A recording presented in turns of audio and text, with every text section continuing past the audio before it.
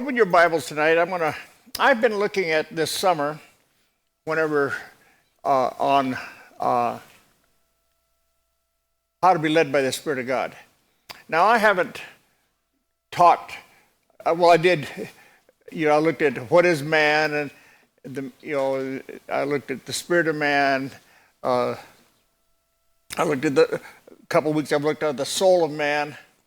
And I was going to go there tonight again and finish that off, but I'm going to make an adjustment and move over to 2 Peter chapter 1. Because, another passage, I guess I could read it to you, in Colossians. Because this is how, if we can perfect this, our life on earth will get so much easier. You read in John 8, I think it is, where Jesus said of himself he can do nothing, but he said, but what I see the Father do, that's what I do. And then later again he said, what I hear the Father say, that's what I do. And then in another passage he says, what the Father has taught me. But he qualified that by saying, in and of himself, he can do nothing. Well, if Jesus would make that statement, it might be a good idea where we're at. That in and of ourselves, we're going to come up short drastically. And so that's what coming.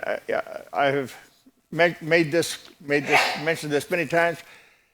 But I am so grateful that I personally have worked on developing my human spirit and hearing from the Spirit of the living God.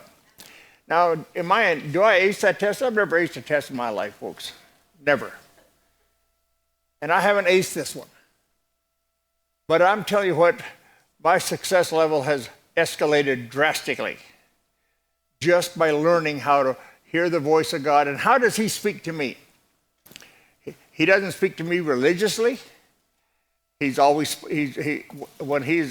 I've actually heard the voice of my spirit, I've heard him, and even the audible voice of God, I've heard it like 2 or 3 times. I can't remember now off the top of my head, but he spoke to me very authoritatively and to the point and sternly.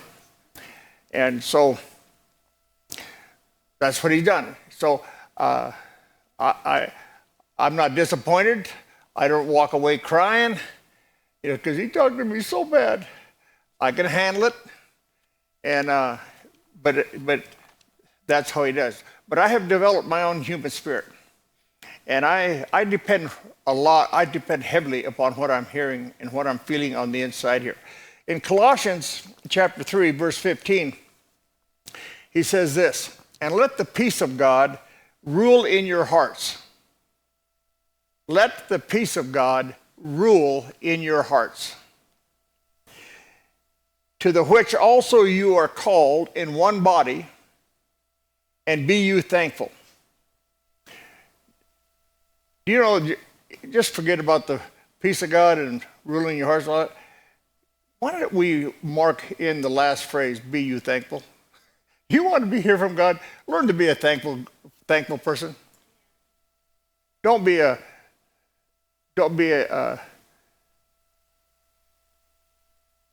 pessimist. Don't be grateful. I don't care if all you're getting is lemons and lemonade. Well, if you're getting lemons, make lemonade. But if everything is going south on you, learn to be thankful even in the difficult hour. Just be thankful that you're still breathing oxygen and you have a God and you have a Lord that is watching over you. It'll take that mullygrubs out. But he tells us how here that let the peace of God rule. The Amplified, if I can quote it, do you have the Amplified on your thing? No, okay. You got that with you? Okay. Let me read it if you don't mind, Sharon. And let the peace of God, soul harmony which comes from Christ, rule, act as an umpire continually in your hearts, deciding and settling with all finality all questions that arise in your minds. See, our problem walking and hearing from God is our head. And we have to, there has to be a time when he says here, settling with all finality, and he acts as an umpire, and then settling with all finality in every question that arises in your head. That is by hearing what he says here. Then he goes on to say, in that peaceful state to which as members of Christ's one body, you were called to live and be thankful, appreciative, giving praise to God always. So let your spirit be the one that settles all finality and every question that arises in your mind. How do you do that? How do you know that? Because we don't always hear an audible voice. We don't always hear the voice of our spirit, because the number one way that he leads us is by what we call the inward witness. And that is, everybody has a different level of this from the heathen days. But I was very tenderhearted even as a heathen. God led me because I followed what I called a hunch. That's what I had a lot of times when I had a hunch that was going to go wrong, and lo and behold, it did. Well, see, that's going the wrong way. I heard properly, but I didn't act properly. And so, but I did it anyway. This testimony I usually give of this is not a, anyway, it was my life. And I was in high school. 3 of us were headed for a dance, and we needed beer. So we had a bootlegger. Now, I didn't have the bootlegger, but my other friend did. I had the money. At that time, it was $5 a case. So I gave him $15 to buy 3 cases of beer, a case for him, a case for my other friend, and a case for me. Well, after we do all this is like a week ahead of the dance. After we do all this, I am just irritated on the inside of me. So I finally decide, well, bless God, I'm going to go get me a date. I'm not going to go with these 3 guys. I just knew it was probably not going to work well. Or 2 guys, the other 2 guys. So I went and got me a date. And so I had an excuse. So I didn't have to go with Bob. You know, because I had this date. And that's what I did. Well, it ticked them off that I did it. I said, well, I don't care, you guys. I'm taking a date. So that's what happened. Well, now on the day Friday, the dance is Friday night. They went and got their beer, put it in the trunk of their car, drove out of town. This is in Miles City. That's where I went to school at. They drove out of Miles City towards Broadus about 2 or 3 miles, pulled off in this driveway, opened up the trunk, got themselves out a beer, and drank it. Drink it, get back in the car, drive back into town. As soon as they break the city limits, lights come on. Cops pull them over. Boys, you got beer in your trunk. And I don't know whether they tried to lie their way out or not. I'm not exactly sure on that. And they said, what they done is they went out of town and parked in the liquor inspector's driveway to drink their beers. So the liquor inspector is actually the one who turned them in and said, hey, we got this car, there's 2 guys in it, and they got 3 cases of beer in the back in the trunk. And they each drank one. Well, they all got minors in possession. I got a date. I didn't get caught. But had I not followed that hunch, I would have, now I don't know where their folks went with, but I know where my folks would have went if I got caught. I would have been thankful that I only paying a fine, because I wouldn't have liked the results from my dad and mom. But anyway, that was a hunch. See, I just had a hunch. And I even as a heathen, I would follow that occasionally. Many times I had the hindsight, that it was perfect. But so when I came into Christ and I learned that you could be led by the Spirit of God, and of course, the book that I have literally read lots is by Brother Hagin called How to Be Led by the Spirit of God. And I have read that book. I've outlined that book. It just has been it just absolutely is life to me. And other than this go around, almost every single time that I've ever taught on how to be led by the Spirit of God, I've read the book before I start teaching, just to remind and refresh myself of what he said and what God said through him. So anyway, now back over here in 2 Peter, chapter 1, he says here, starting in verse 17, for he received from God the Father honor and glory, when there came such a voice to him from the excellent glory. Now he's talking about the Mount of Transfiguration here.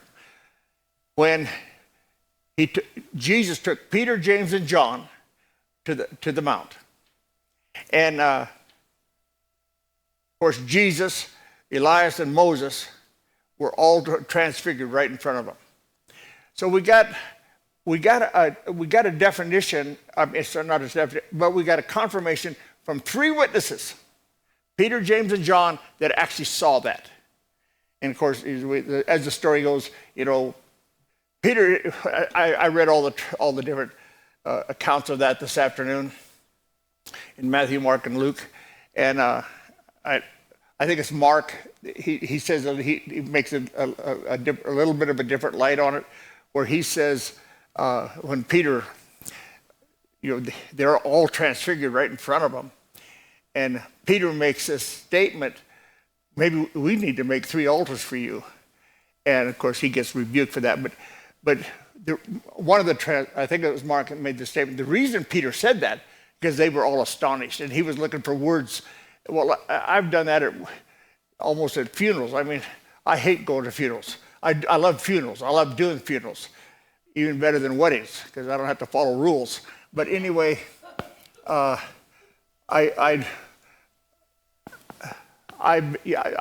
when you're just trying to go and visit, I feel as helpless as a leaf in a gale because I'm afraid I'm going to always say something wrong, because that's a ticklish moment for people. That is. Emotions are so high, even if they're joking with you. I've had them just like a rattlesnake turn in just a second, because I got with them. I joined that crowd, and it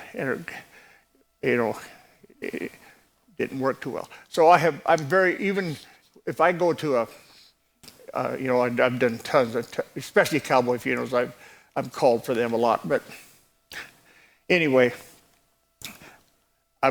I go there, and I don't care how well I know that group, how well I know the pallbearers, and how well I know the family. I am fairly tight-lipped before the funeral. I'm gracious and I'm cordial, but I am very guarded on what I say and how I say anything. I'm very guarded about if there's a joke going on, to whether I get in on that or not. I just really watch myself because at times I didn't, and I got in trouble, and then I felt like a worm was taller than I was, and so anyway. So he said here, for he received from God the Father honor and glory when there came such a voice to him from the excellent glory. This is my beloved Son, in whom I am well pleased. I know that we all desire to hear what Jesus said in the Gospels. Well done, thou good and faithful servant. I don't want to hear that. I want to hear this. This is my beloved Son, in whom I'm well pleased. I want him to be well pleased with me. Now, I know good and faithful servant implies that, but I actually want to hear these words. That's what he says to me. And so that's just a personal thing. you know, and then he can add, well done, or whatever. But I'm not looking to just to have a job well done. You know, you can do a partial job and done it well. I don't want that. I don't want when I walk into heaven and I see the road that he had planned for me, predestined for me, and I can't see the end of it, I would be in tears. That would bug me more than anything else, because that means I didn't accomplish the job. I didn't do what he had asked me to do. I don't want that. I don't want to be able to, I want to at least be able to see the end of the road. I might not be there, but I want to be able to see it.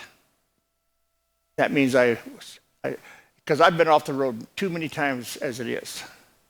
And, you know, of course, I was later in life even finding out there was a road. But that's a goal. That actually drives me to do what I do and the way I do stuff. So anyway, moving on. And this voice, verse 18, and this voice, which came from heaven, we heard when we were with him in the holy mount. There, we have witnesses, 3 witnesses that witnessed this transfiguration. And this voice, okay, I read that, verse 19, and we have also a more sure word of prophecy, whereunto you do well that you take heed as unto a light that shines in a dark place until the day dawn and the day star arise in your hearts.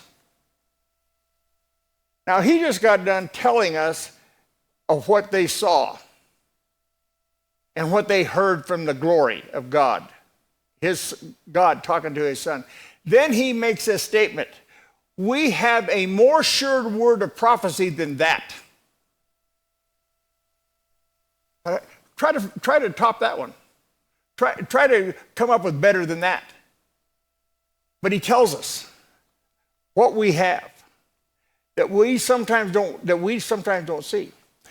You keep walking with God till the day star, or till the dawn arises, and the day star rises in your head, in your heart. See, that day star is sometimes it's Venus by the actual planet. It's Venus, but it's also the star that you navigate from. You can use that star for navigation. I know that. We use the North Star too, but it's the day star, sometimes called the morning star, is absolutely pinpoint accurate, and it's forever sealed. I don't know about forever, but I mean for navigation, because that's what I was involved with for 3.5 years. So anyway, that's what he's using, this day star, this morning star, and saying this day star, this morning star, is even a more sure word of prophecy than hearing from heaven God, where he said, this is my beloved son in whom I'm well pleased. See, these are things, you know, I wish I could say, you got it, because I said it, and it's over. But it's not, folks. You have to, one, figure out where the day star is at. I mean, I'm talking about naturally. You know, I can't even find the North Star. And I used to have to do that too. But anyway, for this to be more sure, you have got to know and allow that morning star, the day to rise, the dawn to rise, and the day star in your heart. That don't happen just in a moment. See, this is done through a relationship. This is getting to know God personally, not about God. We've got too much information about God, and we don't even know the God we got all this information about sometimes. And so we need to get to know him. And that's why we're always looking, especially if the Spirit of God is moving. There's times when people will. I've been in tons of services and where all of a sudden God's moving and prophetically talking to people, but He's on that side of the church and you're on this side of the church. Darn! I'd like to have a word, because but He's telling us that word that's being offered that way is secondary compared to the day that rises and the day star that rises in your heart. And yet we put more stock in that word of prophecy than we do in being led by the light of God that rises in here. See, if it's a prophecy, all I have to do is believe God, He'll pick me out. That doesn't require any relationship whatsoever. Catching by golly. We used to say on the team rope and lap and tap. So that could happen. You can just get picked. Now I'm not trying to cut out the faith. I'm just talking about in comparison. So I like words over me. God imprompts somebody to speak words over me. I like that, but I don't put much stock in it anymore as much as I used to. I use it for confirmation because I hope the day star has already appeared. The day has risen and the day star has already appeared for me. Because I put a lot of stock in that. Because see, I want to be led by God. I want to be led by the light. And He uses the light of dawn, but then He goes into a higher light of the day star. So, again, I'll read this. We have also a more sure word of prophecy, whereunto you do well that you take heed as unto a light that shines in a dark place until the day dawn and the day star arises in your hearts. Verse 20, knowing this first, that no prophecy of the Scripture is of any private interpretation. For the prophecy which came not in old time by the will of man, but holy men of God spoke as they were moved by the Holy Ghost. So he defines how prophecy works there. But he then goes directly before that about the day dawning and the day star. So I have used, personally, I don't know how to put it. I have all kinds of different ways that I use, but I've had the day star arise in my heart because, see, I'm a guy that seeks counsel. And I talk to people. Sometimes people don't have a clue what I'm after. And that's on my part on purpose. Because I'm just asking them questions, just talking to them. I want to know what they answer. Because see, I am aware of my righteousness, and I do realize I'm a man of God.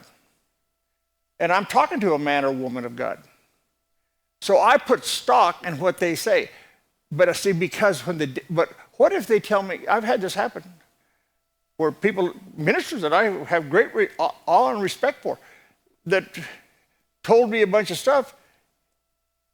There was no day rising, there was no dawn rising, and there was no day star. It wasn't that they were wrong. They just didn't have the words that I needed. And it wasn't that I needed confirmation, that they needed to speak what I needed to believe. I needed to hear that they were speaking by the words of God. But I have to tell you, I've walked up to people, just talking after church, before church, somewhere, just where believers are together, and I walked up and just stood there. I wasn't even in the conversation. I was listening.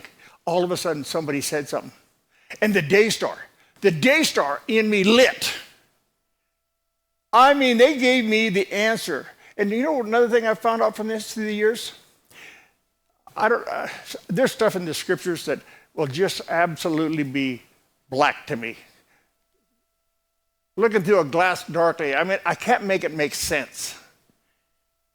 And have some scriptures that maybe I'm even standing on and confessing, but they are not making sense to me. And all of a sudden, I walk over to Paul, and Paul says something that just, it's almost like it's earth shaking to me. And I've watched all these scriptures just tumble like dominoes. And the entire answer came to me. And it opened up all these scriptures that I was struggling with, that I didn't have an answer to. And Paul might have done it on purpose and might not have. He might have just been talking to me, or maybe talking to somebody else. But he said something that just unlocked that door to me. So I'm telling you, this is now a commercial. We have to take a quick commercial break here. You need church. And you need that person that's sitting across the aisle from you or next to you. Because you don't know what that man or woman might say that will just do the whole bankroll, so to speak, for you. You don't know. But I have learned it through the years. And I've just literally watched the dawn rise and the day star appear. And just absolutely set me free. The other side of that is that I have what after the day star. So I'm looking for the day star instead of looking for God, who lights the day star. You can err both ways. I've done it. I know how to do this stuff. I'm not an amateur erring. I'm not an amateur on the other side either. I'm trying to get away from the erring.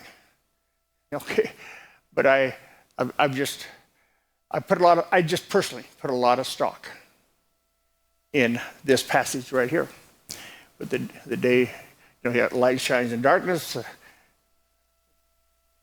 Like the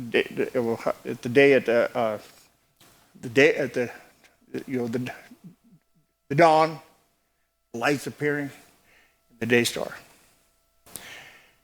But that takes, I'll be honest with you, it takes you developing a relationship with God. It takes, I won't say this because I don't want to, it can cause error. But you just need to walk. You need to walk with God, develop a relationship with Him, and allow Him to light those lights. Let me read another passage over here in Proverbs.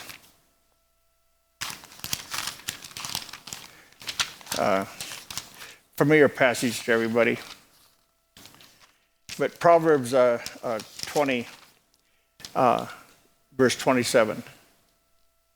The spirit of man is the candle of the Lord, searching all the inner parts of the belly.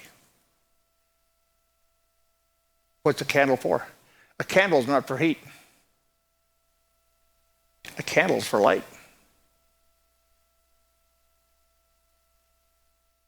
Stove is for heat.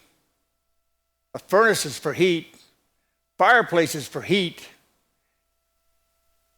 But the candle of the Lord is searching all the inner parts of the belly to bring light to things that are dark to you. Doesn't mean you're unsaved. It just means you're not informed. God's put something on your heart and you haven't got the answer to that yet. You need to hear from Him. And your spirit is God's candle, searching everything inside.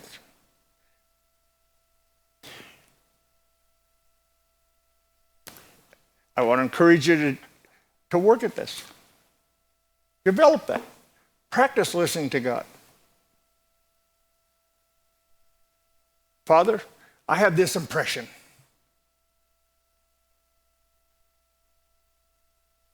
I'm going to check it out. Now, see, the beauty of that is you're dead wrong. Guess what? Nobody knows that you were wrong. You do. But nobody else does. So you don't have to worry about embarrassment. Because that embarrassment will stop people. I don't want people to think, I want people to think I'm perfect. Well, if you find anybody that thinks you're perfect, get away from them. We don't need criticizers, but we need supporters, and we need people to be honest. And so that's how I use counsel. I have told, well, I'll tell you who I did it to, is Pastor Tim Davidson. I needed an answer for something, a decision that I had to make, and it was a progressive. It was down the road, and I asked him one day. I said, Tim, I want a one-on-one with you. Sure, Larry, anytime. Well, anytime never showed up. Time goes, I'm getting worse shape. So I asked him again. I said, Tim, I need a time with you. I need to talk to you. Sure, Larry, anytime. Well, another 6 months goes by or whatever. And so one day again, I was at the point I got to get. I needed. It dealt with church, and so I needed an answer. And so again, I approached him. He said, "Yeah, Larry, anytime." I said, "No, there is no such thing as anytime. You've already done that 3 times, Jimmy. It was not going to be anytime. It's going to be Sunday night coming up." Because I said, "I know you're in Dickinson." I was in Glendale, pastoring there. "I know you're in Dickinson," because he was doing a work in Glendale, trying to get a church going in Dickinson. And I said, "I know you're there on Sundays, and I know you're there on Sunday night." And I said, "I'll be there. I don't know if I'll make service. I've tried to, but if I don't, I'm going to meet you at Perkins at such and such a time." So we meet, Sally and I and him. So he's across the table from us. I said, "I'm going to set the boundaries right now, Tim, how this is going to work, what's going to happen tonight." I said, "I'm going to dump a bunch of stuff on you that I need an answer for. But this is something you're not going to allow to do." Because I said, if this is what you think you're going to do, this party's over, you go home, I'm going home. Because I'm not going to allow you to do what most religions think we should do. And I said, "When I get done, you're going to tell me exactly what you think about that. And exactly what you think I should do." I said, "I am the man of God that will judge whether what you speak to me is truth or not. But you're not going to be allowed to say, 'Well, I'll pray about it.' You're not going to do that. If you do that, this party's over. I've already been praying. That's how come I'm here. But I need from you exactly what you think and what impressed upon your heart as I tell you the junk." I said, "Do you agree with that?" "Absolutely." So I dumped. What I dealt with, the organization. I was trying to figure out where I was supposed to go with our organization. We didn't have an organization. We had a church. And I was trying to figure out, and I had 3 ways. I could go independent, I could go AFCM, or I could go Rhema. And so I had been agonizing for months. And so I'd dump everything and tell him where I'm at and all that. When I get done, I said, it's your turn. And he sat there for a second and he goes, "Larry, you go Rhema." When he said that, now I had been thinking about that too. But when he spoke just that phrase, it lit up inside of me like a day star. And I knew I had heard the mouth of God. Guess what? At that time, I put the church, we was an affiliate church under Rhema. And I was an affiliate church for 8, 9, 10 years, something like that. Then, God opening up another thought pattern, opening another plan for me to where I was supposed to start churches. And so I couldn't do that under Rhema. As an affiliate church, I couldn't do what God asked me to do. So I just wrote a letter because I thought because I volunteered to get in, I'll just volunteer to get out. So I wrote a letter and told them so. I said, I'm no longer affiliate church. Well, that caused no small stir amongst the natives, I guarantee you that. They made a new set of rules in RMAI because I was the first one to do it because I just left. And I went and I got my own organization, and so I could do what God wanted me to do. And but I caused no small stir amongst the natives in Tulsa, Oklahoma, where Rhema Bible Training Church and College. So anyway, but I waited till the day started. The name Breakforth Bible Church. I agonized over that for months because I'm getting this new organization. I needed a name. Could not come up with anything until one day I'm at a ministers' meeting. I'm always early for everything, and so I get up. I went downstairs to breakfast. I'm by myself, and I'm sitting there thinking about because I wanted a church name that would go with a Bible school name. And this had to have been in the 90s, into the 90s, because it wasn't until 2000 that he told me to start a school. Well, anyway, I'm sitting there by myself, eating breakfast and thinking. And all of a sudden, I heard the phrase inside of me, Breakforth. I went, I didn't even know where that was at, where Breakforth was at. So I went, Breakforth Church. I don't even like the name. And Breakforth College. I mean, it didn't roll off my tongue. And so I kept there sitting there thinking, and finally I just kept saying Breakforth. And all of a sudden, it just went Breakforth Bible Church, Breakforth Bible Institute. Just came out of me. Oh my God, I was so pumped because I had heard from heaven. So who's my first one I go talk to? My wife. She wasn't as impressed as I was. So I quit going to counsel with her.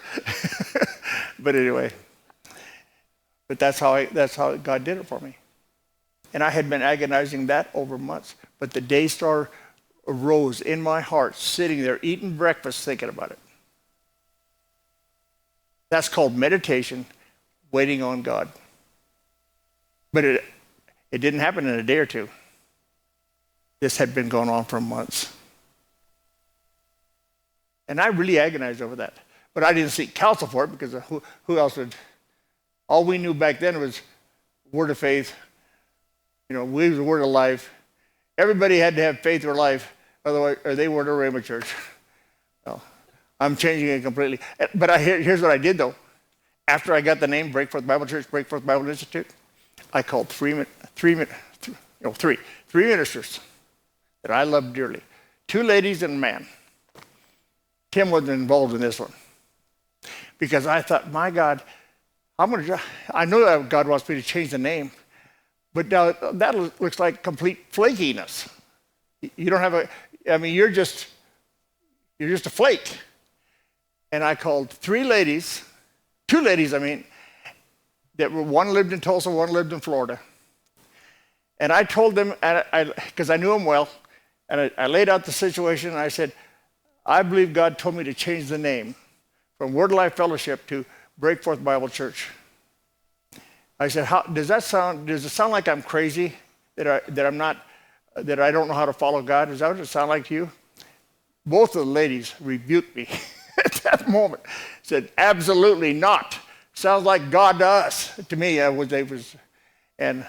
And so and the guy did, I don't remember who it was, but he agreed to. But that's how I got my answer. See, I got counsel after I got it from God